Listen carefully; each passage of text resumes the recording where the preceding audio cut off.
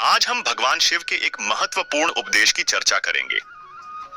यह उपदेश उन लोगों के लिए है जो भिन्न भिन्न देवी देवताओं की पूजा करते हैं और सोचते हैं कि इसका उनके जीवन पर क्या प्रभाव पड़ेगा। भगवान शिव ने इस विषय पर एक सुंदर कथा के माध्यम से बताया कि क्या होता है जब हम अनेक देवताओं की आराधना करते हैं। नमस्कार दोस्तों, आप सभी का हमारे YouTube चैनल पर एक बार फिर तहे दिल से स्वागत है। तो दोस्तों, अगर आप सच में भगवान शिव के सच्चे भक्त हैं, तो कृपया वीडियो को लाइक करें और कमेंट में हर हर महादेव जरूर लिखें। हे भगवान शिव, जो भी इस वीडियो को लाइक करेंगे, अपने मित्रों के साथ शेयर करेंगे और कमेंट में हर हर महादेव लिखेंगे, उनका जीवन खुशियों से भर दे। बहुत समय पहले की बात है, एक छोटे से गांव में भुवन नामक व्यक्ति रहता था। भुवन अत्यंत धार्मिक था और जीवन के हर क्षेत्र में देवी देवताओं की कृपा प्राप्त करना चाहता था। वह हर दिन अलग अलग देवताओं की पूजा करता। सोमवार को भगवान शिव, मंगलवार को हनुमान जी, बुधवार को गणेश जी और इसी प्रकार हर दिन किसी न किसी देवता की आराधना करता।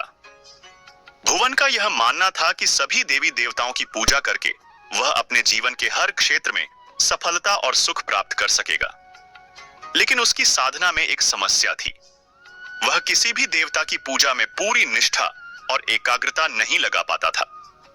एक दिन भुवन ने महसूस किया कि उसकी साधना का कोई परिणाम नहीं आ रहा है। न तो उसकी आर्थिक स्थिति सुधर रही थी, न ही उसके जीवन में शांति थी।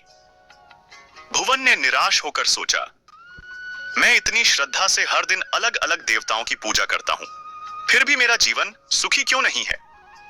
इस प्रश्न का उत्तर पाने के लिए भुवन ने एकांत में जाकर भगवान शिव का ध्यान किया। उसने पूरी श्रद्धा से भगवान शिव से प्रार्थना की, हे महादेव, कृपया मेरी समस्या का समाधान करें। क्या मेरी पूजा विधि में कोई त्रुटि है? भुवन की सच्ची प्रार्थना सुनकर भगवान शिव प्रकट हुए। उन्होंने मुस्कुराते हुए पूछा, वत्स, क्या समस्या है जो तुमने मुझे पुकारा? भुवन ने सिर झुकाकर कहा, हे महादेव, मैं सभी देवी देवताओं की पूजा करता हूं, फिर भी मुझे सुख और शांति क्यों नहीं मिलती? कृपया मेरा मार्गदर्शन करें।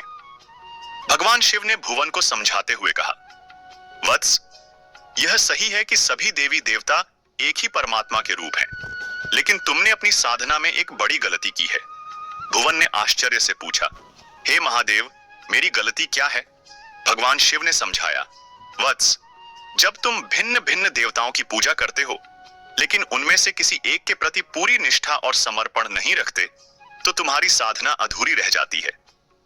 उन्होंने एक उदाहरण देते हुए कहा, मान लो तुम्हारे पास 5 खेत हैं और तुम हर खेत में थोड़ा थोड़ा बीज बोते हो, लेकिन किसी भी खेत की पूरी देखभाल नहीं करते, क्या तुम्हें अच्छी फसल मिलेगी?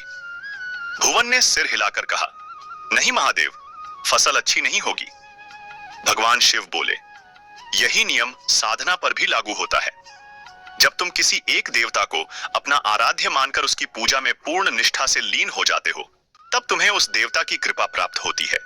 अन्य देवी देवताओं की पूजा करना गलत नहीं है, लेकिन तुम्हें यह समझना होगा कि सभी देवता एक ही ब्रह्म के विभिन्न रूप हैं। भगवान शिव ने भुवन को यह सलाह दी, वत्स, अपनी साधना को एक दिशा दो। यह समझो कि सभी देवी देवता ब्रह्म के अंश हैं। जब तुम किसी एक देवता की पूजा में पूर्ण समर्पण करोगे, तो तुम्हें सभी देवताओं की कृपा प्राप्त होगी। भुवन ने भगवान शिव के उपदेश को समझा और निश्चय किया कि वह अपनी साधना को एकाग्र करेगा। उसने भगवान शिव को अपना आराध्य मानकर उनकी निष्ठा से पूजा शुरू की। कुछ ही समय में उसके जीवन में सुख, शांति और समृद्धि आने लगी। यह कहानी हमें सिखाती है कि सभी देवी देवता एक ही परमात्मा के स्वरूप हैं। किसी एक देवता की पूजा में पूर्ण निष्ठा और समर्पण रखने से हमें सभी देवताओं की कृपा प्राप्त होती है। भिन्न भिन्न आराधना करना गलत नहीं है, लेकिन साधना में एकाग्रता और समर्पण होना आवश्यक है। दोस्तों, भगवान शिव का यह उपदेश हमें बताता है कि भक्ति में स्थिरता और निष्ठा कितनी महत्वपूर्ण है। अगर आपको यह कथा और भगवान शिव का ज्ञानवर्धक उपदेश पसंद आया हो, तो इसे लाइक करें